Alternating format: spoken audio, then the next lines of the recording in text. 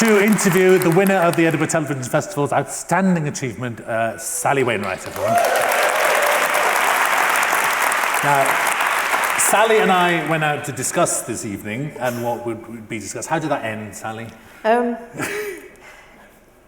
Pissed. Pissed. What's she saying? She was sick in her bed. It was Come on, it's all going to come out tonight. Yes. So listen, hello. We've known each other for about 25 years, I think. Yeah. So, but there's also things I never asked you. It's like, so little Sally Wainwright walking around. What was she like? Did you have like a head full of stories? Because I know you used to write stuff out that people said. But I think I started becoming aware that I wanted to tell stories when I was about 7. Me and my sister used to do strip cartoons. But I always wanted to be an artist. I always wanted to draw. Yeah. And as you did. You're a great artist. I've been to you, hasn't you? You've got painting on the furniture, haven't you? You used to have. Used to have. Has it gone now? So it started with me wanting drawing strip cartoons. So it was always a combination of visuals and what kind of strip cartoons? Stories. What was that then? Oh God, I can't even remember. It was It'd be worth a fortune. We had these little characters called John and Tim, me and my sister, and they were our teddy bears. It's very sad. Sorry. It's your juvenilia. It is my juvenilia. We'll come to the Brontes later. But then we started writing plays together, me and my sister. How old? Probably 9, 10. Right. And then we used to read them together at night. We used to write plays, and then we'd read each other's plays, but we'd read them out loud. Was it like all-consuming? Was it like in your head? It was for me. I think Diane did it to humour me, and I think she thought it was very boring. But I used to love it. I just found it really... I always loved dialogue. Yeah. More than... I didn't used to read. I've never been a great... Well, I read novels now, but as a child I didn't read novels. Yeah. I think I was dyslexic. I just couldn't get past the first page. I also thought they were really boring, and it was only the dialogue that excited me. Not just interested me, it really excited me. I loved controlling what people said. Yeah. And so, when did the first script come out of you? What was the first? Was it play? It was plays. Well, it was these plays me and Dennis to write. They were properly scripted. Brilliant. So then you became. I know you were a student and you were writing and directing plays. So you were directing then. It's like, we'll come back to that as well. It's like, I know that a big influence in your career came along in 1977. Everyone thought I, Claudius was going to win the best drama at the BAFTAs, and it was actually won by Rock Follies, which was a magnificent victory for one of the best programmes ever made. And I know you love that as well. Yeah. It's like, and actually, I kind of want to go through your life slightly chronologically, but I want to stop off every so often and say, because I think about Rock Follies, I think of how much music you've always put in your stuff, like Virginia singing in the breakthroughs. Where's your musical, Sally Wainwright?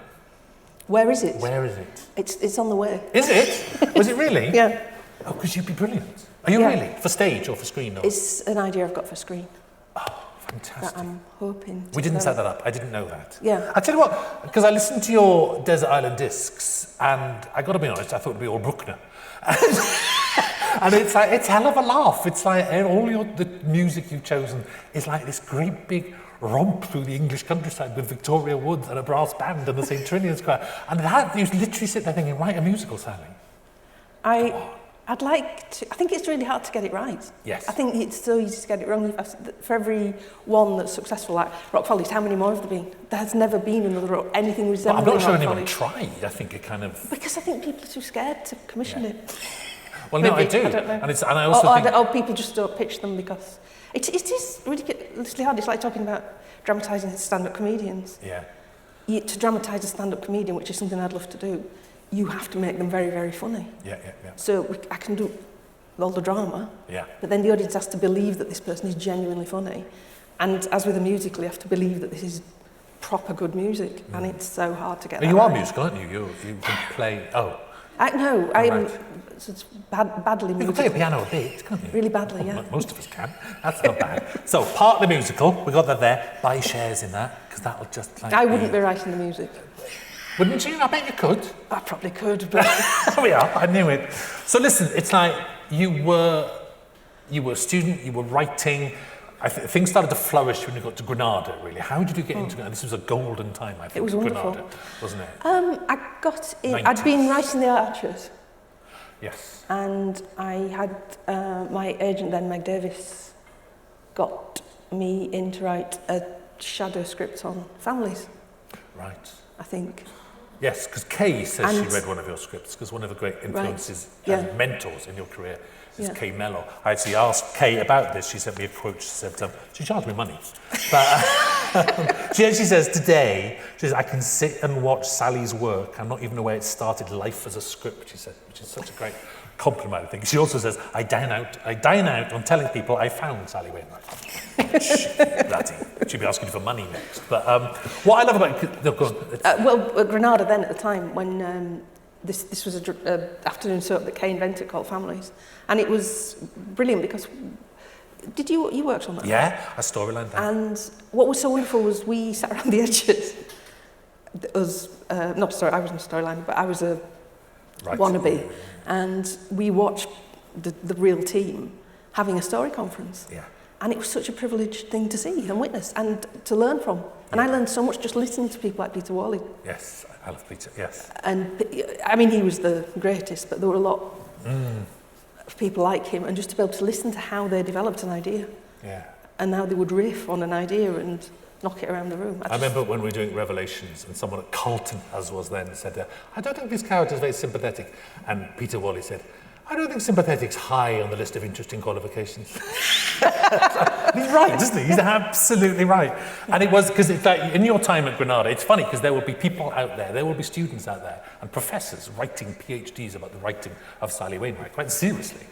And there are like 100 episodes of yours stored on the shelves of Granada that no one ever sees, because obviously you worked on Coronation Street, but I was there, that's where we first met. I was a storyliner, and we made Revelations, we made Spring Hill, we made Castles. You worked on Castles. Does anyone remember Castles? We wrote things that never got made, like Mario's. Do you remember Mario's? We wrote a Coronation Street spin-off called Mario's that never got made. I don't think you knew it was a Coronation Street spin-off. We didn't tell anyone. No, I didn't know. No, it was meant to be. and also, tell the world about our best sitcom. Tell the world about our career in sitcom.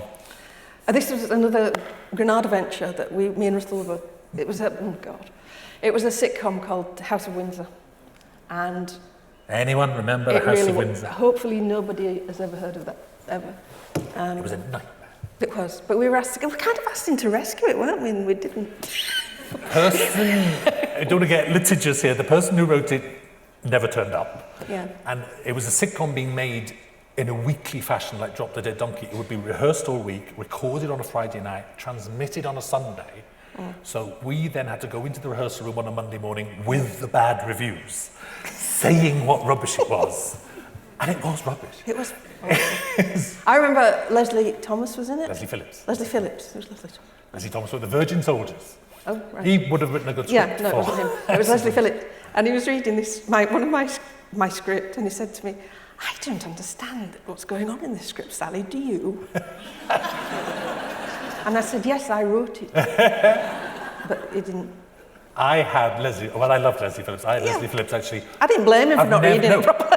It's the only time I've ever seen an actor hold one of my scripts, look at me, and go like this, throw it away. And he sat there thinking, you're right.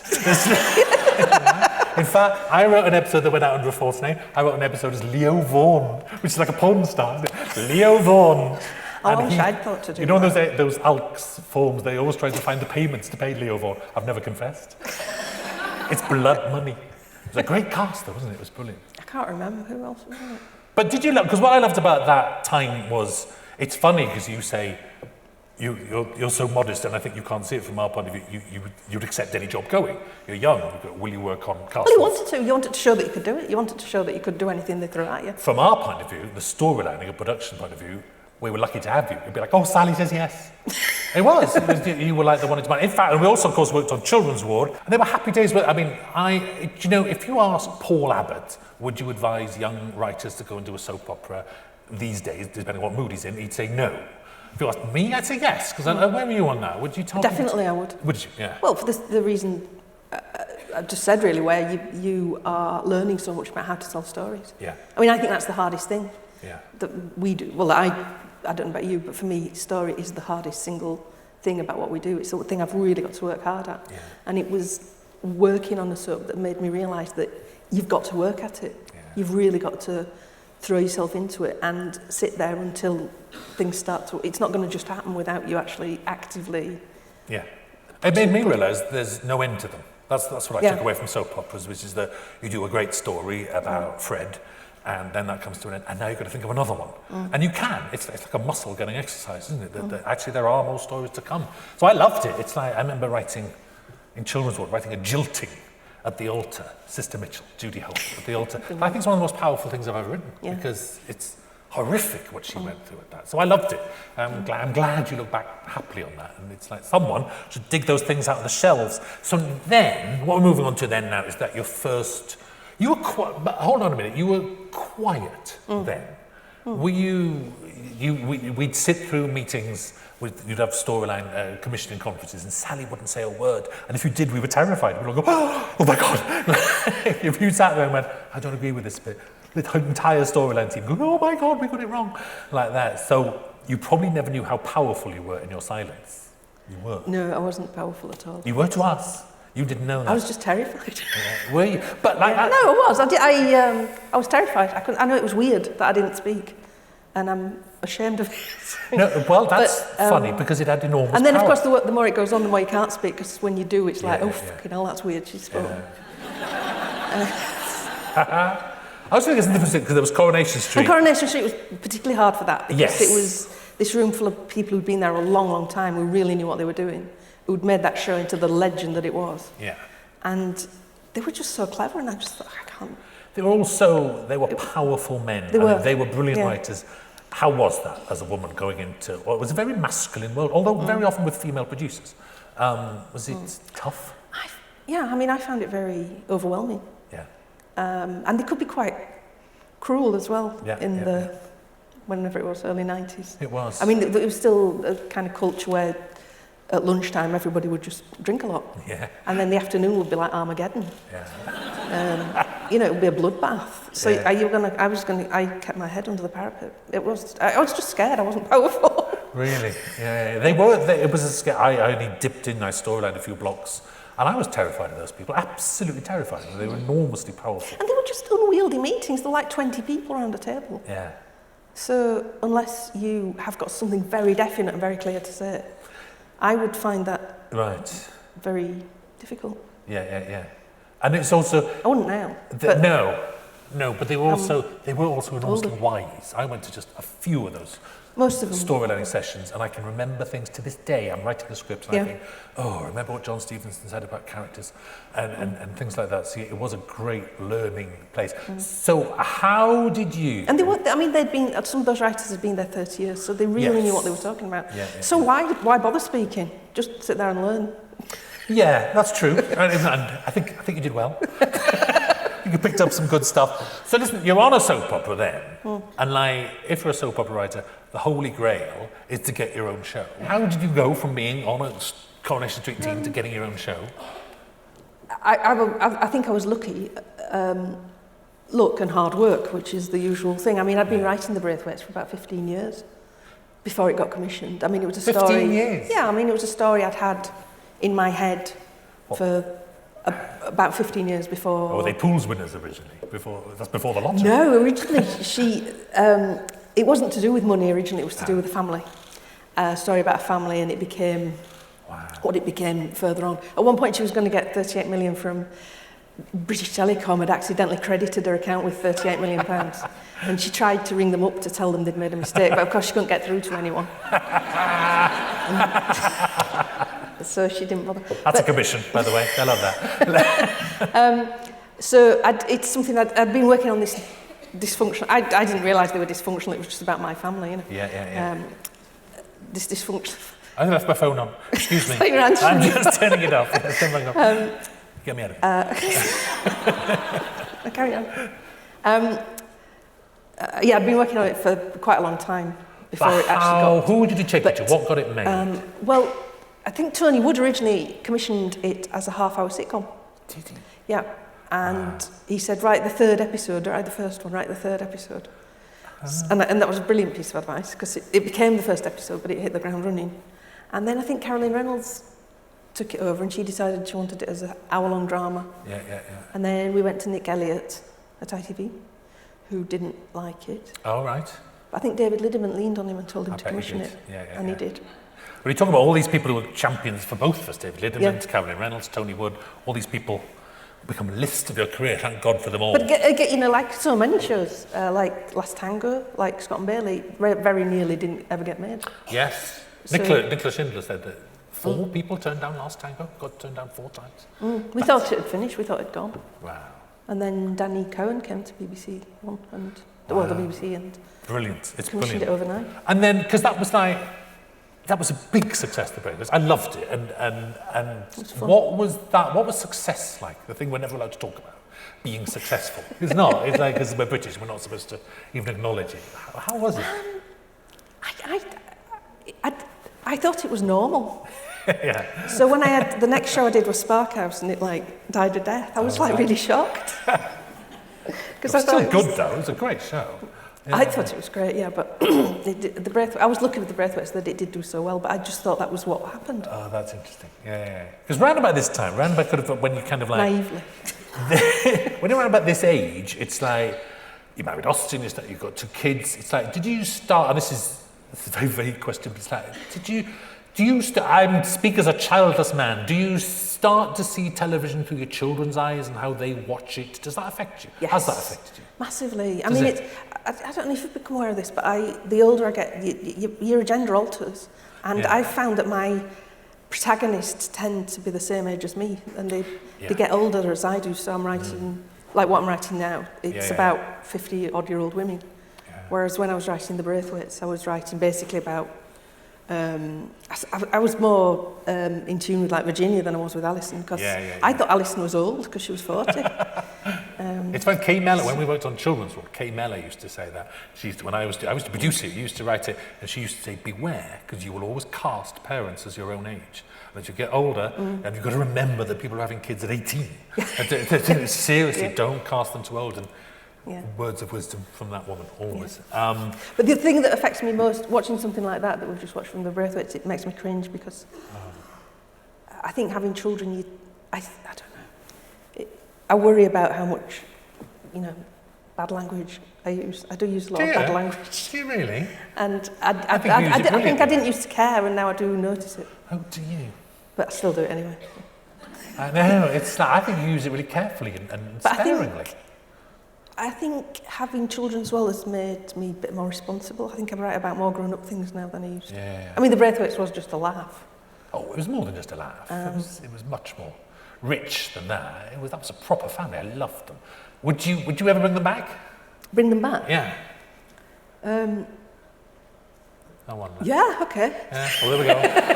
The sound of Kevin Ligo breaking the speed barrier there. I sign this. I think it might be quite interesting, but it's one of those where it's probably a mistake. Or would you start it again? Maybe you should do like Kay does with The Syndicate, and in the club with just a new family. Because maybe they were so complicated by the other Braithwaites. That was also the first time, because you weren't writing, did it end on series 4? You weren't writing them all. I wrote the first 2 episodes of series 4. Right. And then I went off. Because you've done that twice. You've done that on The Braithwaites, you've done that on Scott and Bailey. What's that like, working in a team, working with other people? Are you happy with that? No, I found it really hard. The only time it really, really worked was with Amelia Bulmore on Scott and Bailey. Her episodes were just sublime. They were brilliant, and I never... And she ended up taking over the show, didn't she? Yeah. And, as you know, when you have other people writing on your shows, it just doesn't work, or it's really hard work, or it's difficult, or it's hard, isn't it? If you have to rewrite your scripts, it's unpleasant. Yes. For them and for you. And the amazing thing about Amelia was I just didn't touch them. Gold dust. Didn't have to, and didn't want to, and they were wonderful, absolutely wonderful. Hooray for the So it's very rare, but not, Yeah. Would you do that again, or is it something you'd avoid now? It's working with other people. Yeah. I'm not asking you to. I love your script. Stay as you are. I would with Amelia.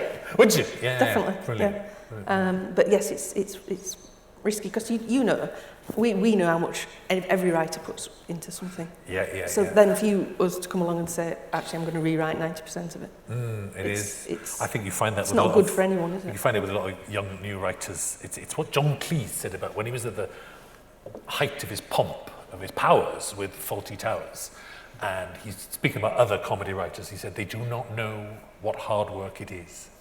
And it is, isn't it? It's properly everything. It's the hours are just beyond description.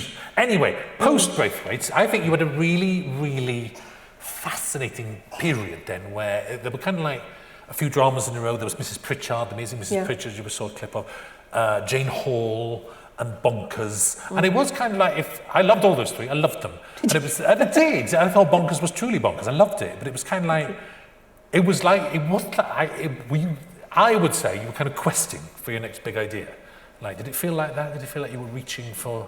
I think with Bonkers I was trying to make another Braithwaite's. I think I wanted to try and capture a similar audience and create something with a similar feel to it. Yeah. And it just didn't work. It really didn't work. People just didn't get what was going on. It did work, but it was... It had a tiny audience. It got really slagged off by the critics. Did it? It worked, I think. I think it was, I remember it was... this was like... I was more obsessed about Mrs. Pritchard because that didn't get good reviews and it got a slightly better audience, but I was really proud of that. I couldn't have worked harder than I did on Is that hard when things aren't working? I found it hard with that because I worked so hard on that show. I think probably harder than anything I've ever worked on. Just because there's so much research involved. Yeah. Huge amount of research. And I was so proud of Jane Mrs. Pritchard, for people who might not have seen it, it might be a bit, it was about a woman who becomes the Prime Minister. It was Borgen before Borgen. And I much prefer Mrs. Pritchard was better than Borgen by a million miles, I think. And it's funny because then round about this time when Bonkers came out, you hit a very difficult patch in your life and in your career, which is that Bonkers, I'll be careful not to go into too much detail, but Bonkers, you were accused of plagiarism. Yes. And properly, legally faced with a claim of plagiarism. I won't even give that oxygen, because clearly you're short of ideas. And I did see you backstage going through my bag. And if you go around this festival pitching a cartoon about a gay duck, that's fucking fine. Okay? Dandy the duck. That's so obvious, but the musical. Never mind that mad claim. But to you, that was a terrible time. You were very alone and very embattled, weren't you? It's like, do you want to talk about that? It was weird. It was very strange. I think Bethan rang me up and told me what was happening. So our agent there, we both have the same agent. She was marvellous. And I didn't really believe it. I didn't believe it would progress. Yeah. And it didn't. But at the time, I didn't. It went on for a long time, didn't it? It was. Yeah, but it was completely unfounded, and this woman was strange and bonkers herself. But in a funny way, it kind of led to. But it did. Look, well, even at the time, I went into quite a dark place. Yeah. And I think looking back, it was a bit of a. It started a new period in my writing. I changed. So. It affected me very deeply. I think if being accused of something like that, and just finding yourself in the legal system, which you never expect to be. And it was potentially financially horrible, wasn't it? This was a very real thing. Ridiculous. Yeah. What could have happened? It was perilous, wasn't it? Yeah.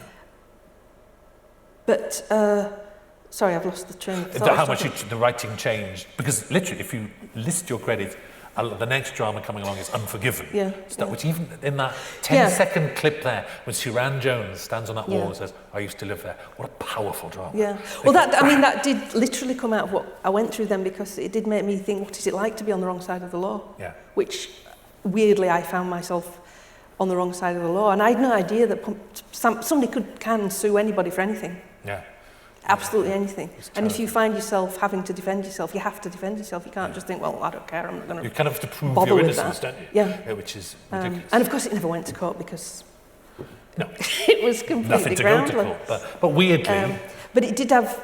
It led to that. It put me, and as I say, I think my work has got darker since then. I think prior to that happening to me, it was, I felt I was chiefly a comedy writer, not a sitcom writer, but somebody who wrote comedy.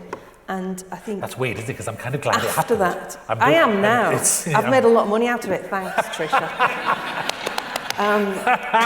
Because also I think probably sue me now for that. She probably wants half. More. To me, when you look at Unforgiven, it's not the first time, because it was started in Spark House, but it's the first time you went from like a big cast, like a gang show, to focusing on one person, because that was really Suran Jones' story. And was that deliberate? Was that you saying, I'm going to write differently now? No, I mean, I don't think it was about one person. It was always about... the structure of Unforgiven, I thought, was what was exciting was that it was about 3 different groups of people. Right. Or 4, I can't remember. But it was about 4 separate groups of people. Parents, and it was about how they all came together at the end, how you realised by the end of episode 1 that they weren't 4 separate groups. Yeah. They were all very interconnected. And Ruth was just sort of at the centre of all that. But coming out of the bonkers nonsense, did it feel good writing it? Did it feel you felt yourself going somewhere new? Yes, I mean, I did consciously make that connection because I did think about what is it like to be on the wrong side of the law. But I don't know. Because it's like, I'm going to go off on a diversion now, which is that one of the things for starter, you should be writing a musical. Here's your next thing. It's because what I loved in Unforgiven, I loved Siobhan Finneran thought there was a ghost. Nicola Shinders mentioned to me that this last Tango in Halifax coming up at Christmas as I'm fascinated by you and the supernatural because I think it's knocking at the edges of your work. I know you wrote The Last Witch, and because I think you're you're fabulously focused on the real world. Everything has to be real with you. Every line of dialogue has to be real with you. You've said that a million times, and it's there in your writing. And in this sense, I think you're like Dickens, and I mean that as in the highest compliment. I really think you're like Dickens. We've got these brilliant, huge, vivid characters, these big, epic stories, these intimate stories. And like Dickens, you've got the supernatural clawing at the window. But I remember I got that from you, that idea that you can put this tiny little bits of otherworldliness in. It was on that series of Children's Ward. Oh, and it was about the boy who got the transplant. He got a heart transplant. And the boy Stephen Arnold was then on Coronation Street, yeah. The boy who died, whose heart he got appeared at the end of his bed, and I had a conversation with him. We did. And I remember talking about that, and me saying, you can't do that, because this is a serious, straightforward drama, and you said, no, it's great. Oh my God, yeah. It was a kidney transplant or a liver transplant. That's always stayed with me. And I never knew that. Think, yes, you can put these strange little bits of... Just because... You know, just that notion that there's more between heaven and earth. Than yes, because it's such a contrast with your absolute realism. And the thing is, when Dickens did, because Dickens would write about the dispossessed and the poor, he was the only person writing about the poor and the wretched. And when he then wrote a ghost story, he wrote a ghost story that was so good, it is replacing the Bible as the Christmas story. It's like literally, Christmas Carol is becoming... The Christmas Carol started time travel and parallel worlds and the ability to change your future. It's one of the most powerful things I've ever written. Where's your ghost story? Come on. I want to write a ghost story. I'd love to do a really proper ghost story. Really? I knew I'm right, yes. But I don't know what it is yet. Because Caroline is a just had an idea. But Caroline is... My idea! I'm claiming 10%! Right now. If it's a musical and a ghost, you're going to do the amazing Mr. Blunden, aren't you? Let's face it.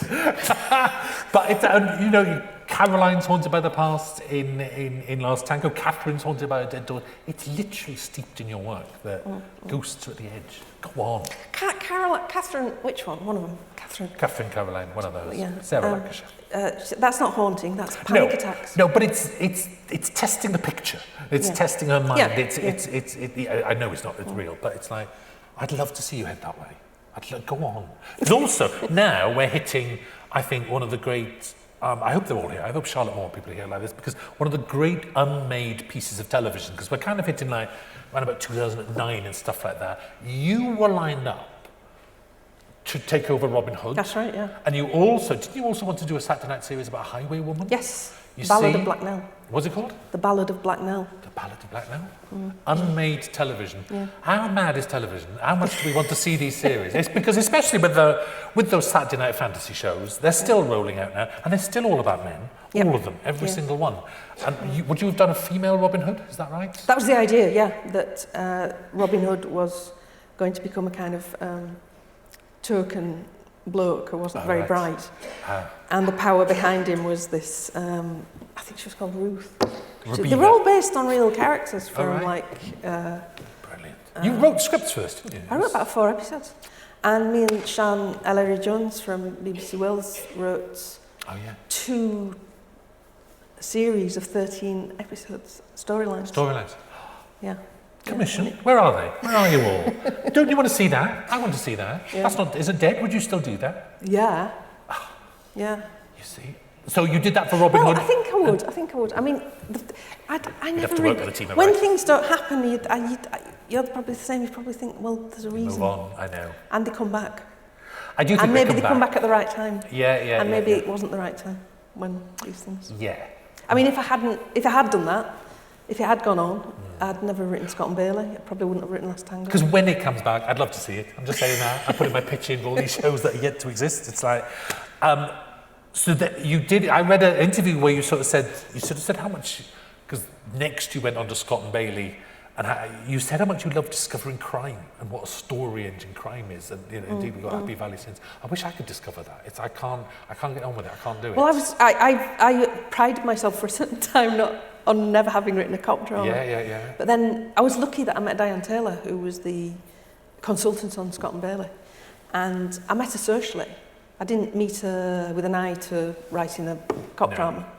No. It was just coincidental that Saran wanted to, she invented Scott and Bailey, and then her and Nicola came to me to ask me to do it. And I had coincidentally met Diane Taylor. Right. Just an inspiration, completely coincidental. But Scott and Bailey kind of led to Happy Valley in a way. Yes, it did, very much so. Yeah. But it was talking to Diane, who is a detective. She was a detective, she's retired now, but she was a detective inspector with Greater Manchester MIT. She did deal with murders all the time. Yeah. And it was just so fascinating talking to her, because I thought, I've never seen that on telly. We have all these cop dramas and I have never seen what she's talking about on telly. Yeah.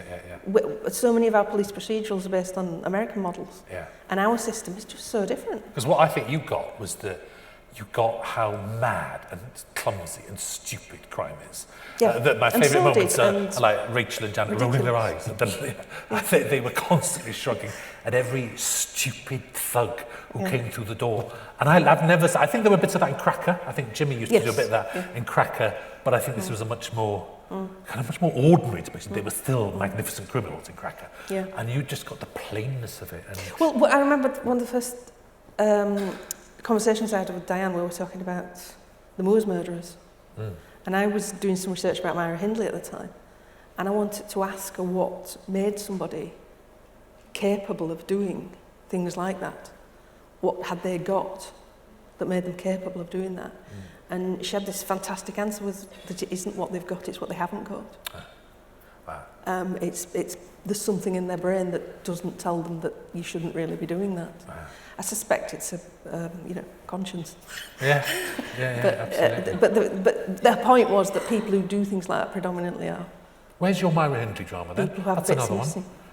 It got too dark. I eventually I bet. put all that research in the bin. I couldn't. Not the one to make a musical, maybe. I think. Just possibly not. Someone laughed. Somebody did make a musical about that once, didn't they? It's like, because I loved that when Scott and Bailey went to... I know, Skull. It's like... That's Kate the dead lesbian on her way, coming to face you. You're not getting away with that one.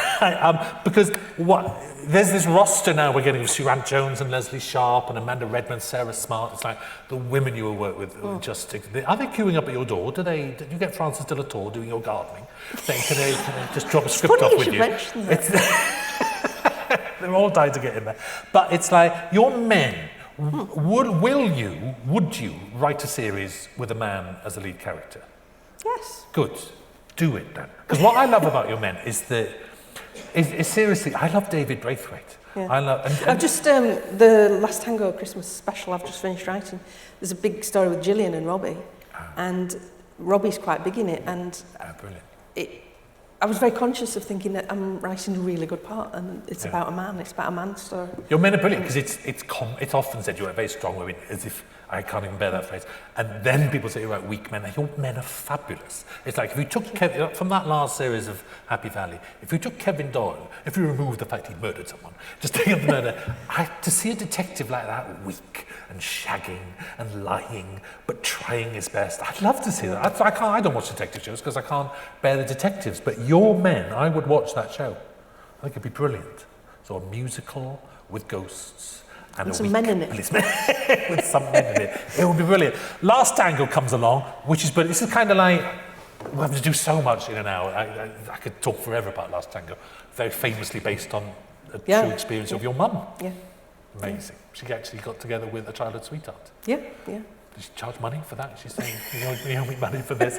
But it's like, that was such a success. It kind of hits a little period of your career where a bit of controversy came along. Kate got killed off in series 3, and for the first time I saw you sort of getting some flack for it. I know you'd also got a lot of flack for Happy Valley, for the violence in there.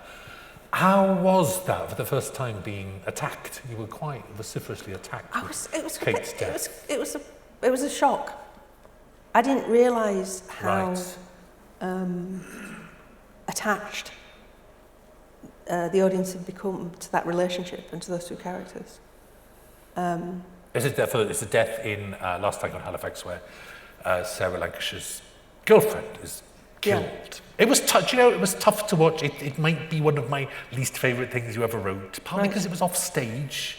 Yeah. And I kind of think you were trying to make a point that death is random and off stage, but it kind of had an effect of it being an off stage death. And I think it's really unfortunate that I think you walked slightly into a world where, of those lesbian deaths, which have extraordinary numbers. I know Jackie Lawrence has done compiled statistics of lesbian characters being killed off. What people miss is that Caroline is alive at the heart of the drama, and she's a lesbian as well. But it's tough, isn't it, when you get that flack? I found it hard, and I regretted it. I think I did make a mistake. Did you? I wish I'd found a better story.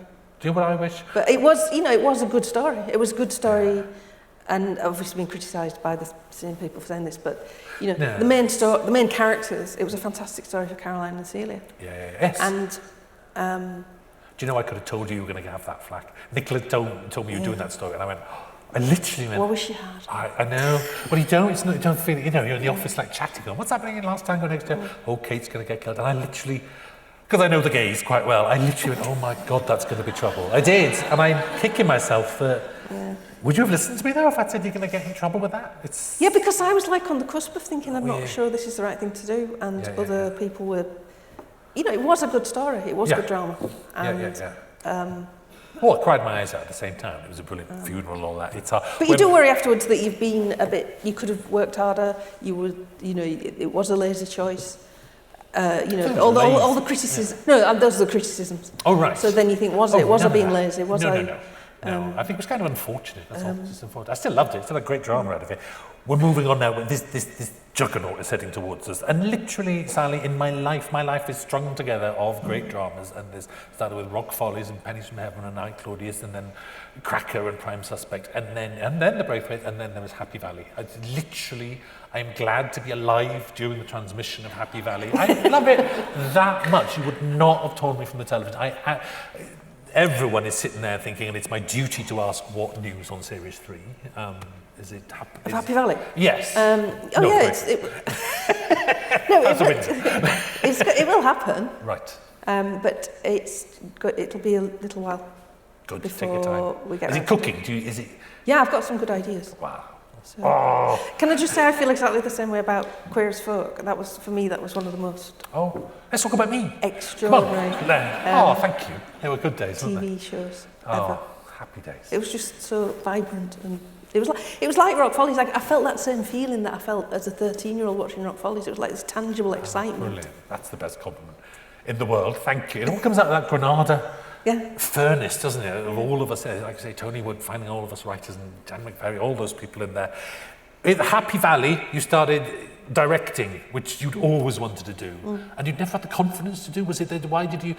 I haven't got the confidence to do it. I'd love to do it. And you should. I know it's the thought of turning up in the morning and there were 60 sweaty arse riggers asking you what to do, because I get enough of that in my social life. I didn't prepare that one at all. But seriously, actually turning up and facing all those people, 9 a.m, off you go. Christ, I find that terrifying. You love it though, don't you? I do love it. They're not waiting for you to tell them what to do. They're just getting on with it. I know. I mean, that's what struck me. One of the many things that struck me is that when you're in there, everybody knows what they're doing. Yeah. And that's nice. It's such a big team effort, and it's delightful. It's really exciting. You love it, don't you? You're always like always nothing else. I love it more than writing. Do you? And and I love writing. Wow, you love it more than writing? I think so. I think that's it's harder.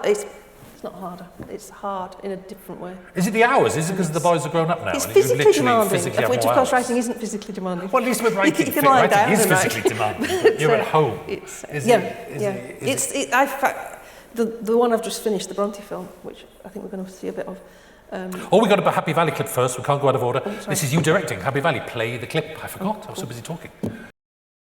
You're going to be eating food from a straw for the rest of your life. You're going to need someone to wipe your ass for you. Oh, yes. Like you slag.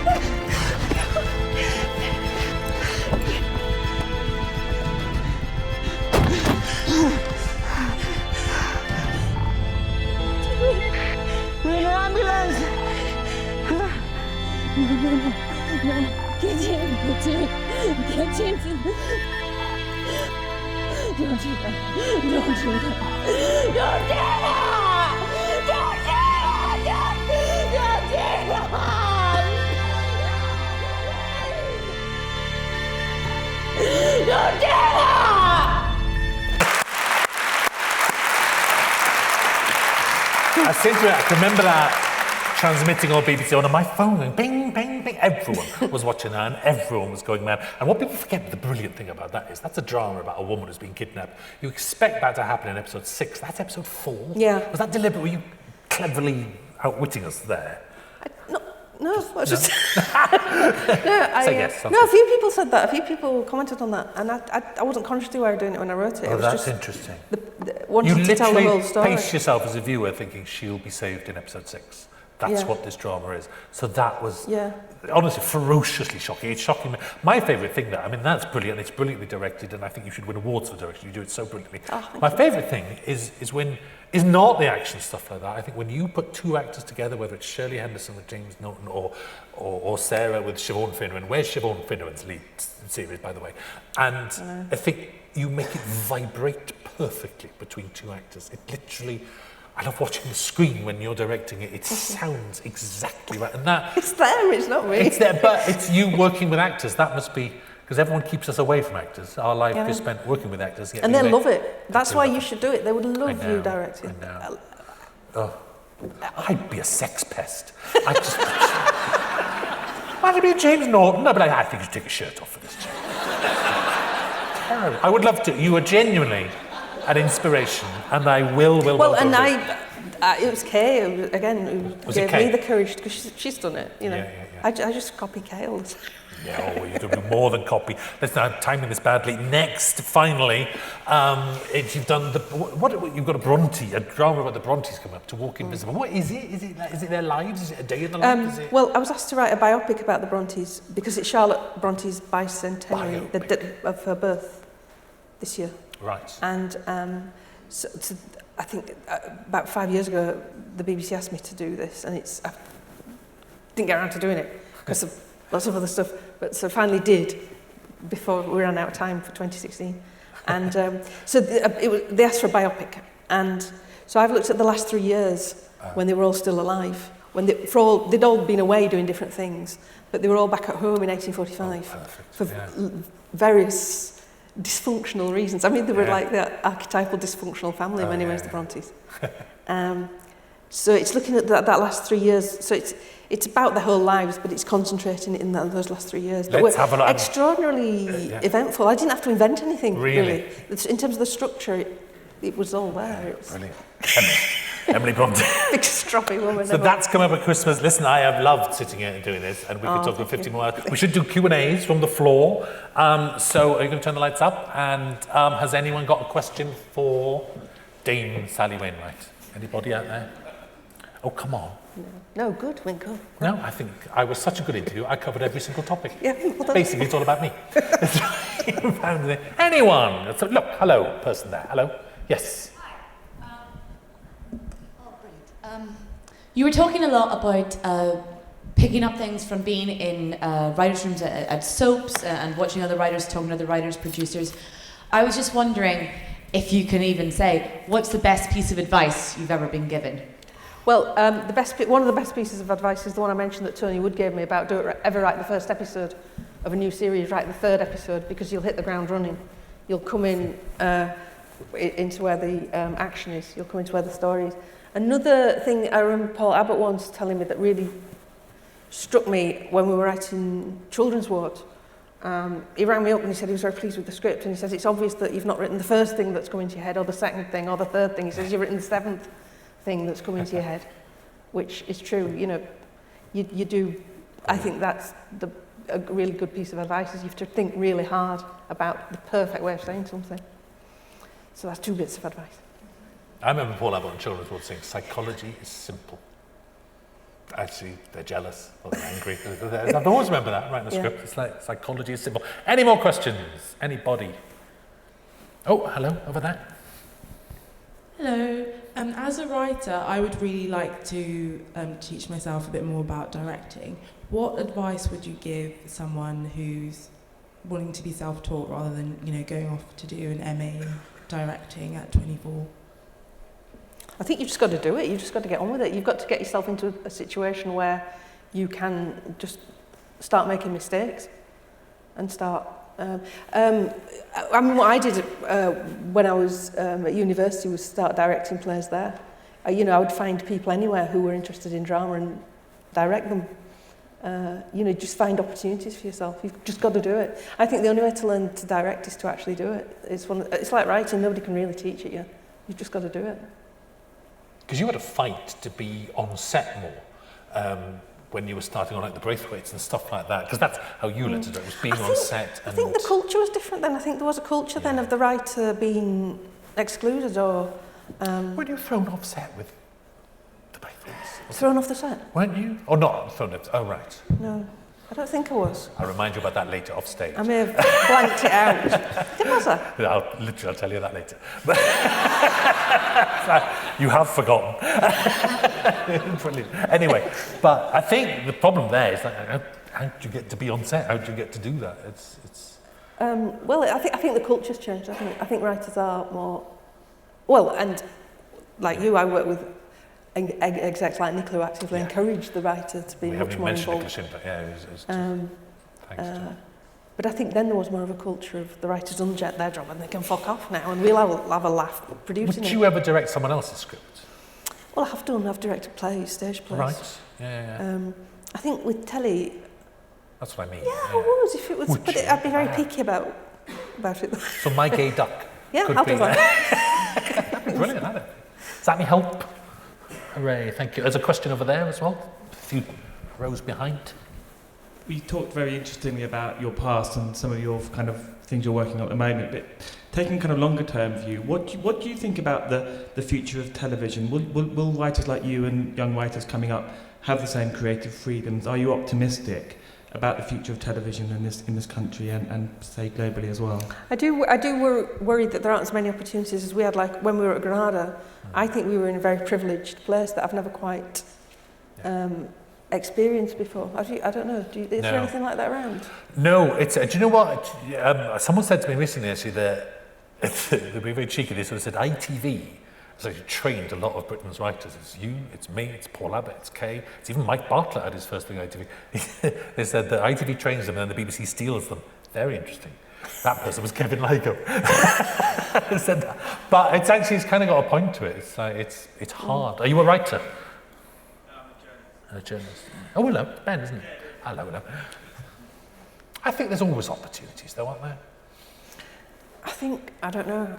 It's hard, isn't it? Yeah. Do you help? I was enormously mentored by Paul Abbott, and you were enormously mentored by Kay. We were very lucky; they kind of seized upon us. Do you try and pay that back? Do you? I do whatever I can. People do ask me to mentor. I've had a couple of students who were doing like MAs at de Montfort. Yeah. But I think that's very different to what it was like with Paul and Kay, because we were there doing the job. Yes. We met each other in meetings. It was an organic process. And they had programs they could and actually get us onto. Yeah. Were kind to us because they were there and they responded to what we were doing, and it was. Whereas now people on writing courses, I find that hard. That you meet them once every 6 months in a coffee shop, and it's hard to impart. Well, you do what you can, but it doesn't feel. I don't feel like I've ever been able to do for someone else what Kay did for me. No, it's hard. It's just not arisen that it's been part of an organic process. I agree. But I wish I could. I'd love to. Yeah, you will. Of course you will. Anyone else with the questions? One there. I should look further afield. Sorry. Come to that one at the back then afterwards. Oh, hello. Yes, you man there. Oh, sorry. I meant this man with the teacher. Here we go. This man here. Sorry, mate. What are you? Confusion. I'm just wondering. You were saying about the lack of opportunity there. What do you think of the American writer room system? What do you think about that as like a training ground almost to help people get experience writing first drafts at least? I don't really know how it works. I've never been party to the American. It sounds great. I don't know that we could ever do it in this country. I don't know that we could afford to do things like that. Well, it's funny because we're talking about the American writer room system. For 60 years, the #1 programme in British television has been Coronation Street, which is run by a team of writers. Yeah. And it just doesn't get included in the conversation. So actually, it does exist in this country. And it might not be the type of drama you like or you want, but a lot of people want it. So it does exist, and it exists very successfully. That's how you started. That's how you began. So it does work. I promised a question to that person at the back there. Thank you. Hi. What's your favourite sitcom, and what type of sitcoms do you like? My favourite sitcom is I loved Pulling. I thought that was fantastic. I like Nurse Jackie probably. Is that a sitcom? I think it's funny. I think I would say Nurse Jackie is probably. Is it a sitcom, Nurse Jackie? Go on, whatever you want it to be. Yeah. Your session. I would say that, yeah. Thanks. It's very dark. I think that's why I like it. It feels, it's to me on that level that it's very dark and very funny. Brilliant show. Couple more questions. There was the man over there, and then we'll do that person there, and then we'll have to end it, I think. Location, you're very good at capturing a certain part of Britain. Have you ever written things that are located somewhere else than the north? Do you think you could handle writing about an international location or something like that as easily? Yeah, I think location isn't really the issue, but I do think it's important. I think wherever you choose to set something, if you can make it part of the fabric of the show, so it's not. I hate like generic, America or generic the south of England. I think if you can make it very specifically rooted in a very particular part of the world, it adds to the realism. It adds to the authenticity.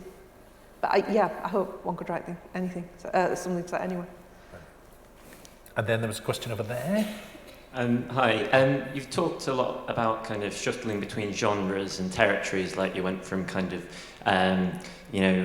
situational dramas to then you were avoiding cop dramas and then you went into that. Is there a territory that you're scared of but you think you haven't depicted yet that you want to throw yourself into? Well, this musical thing sounds quite exciting. Yeah. Okay. I'm quite scared of that, but I'll do that next. Brilliant, absolutely. I can't wait for that show. Listen, we have to wrap up because they're going to move the awards in. I'd like to say thank you to Sally for being so magnificent. To end it, I asked Nicola Schindler, who we barely mentioned, who was a huge part of our lives as a producer. I said, what's the best thing about working with Sally Wainwright? And she said, to be any help to her, you've got to be at the top of your game with her. She makes me work better and harder because she is the best. I then asked Nicola Schindler, what's the worst thing about working with Sally? She said, to be any help, you've got to be at the top of the game with her. She makes work harder because she's the best. She's literally said, it's the best, and she adores you. And everyone adores your work. I literally think you're the finest writer in the land. Thank you for doing this. Thank you very much, Russell.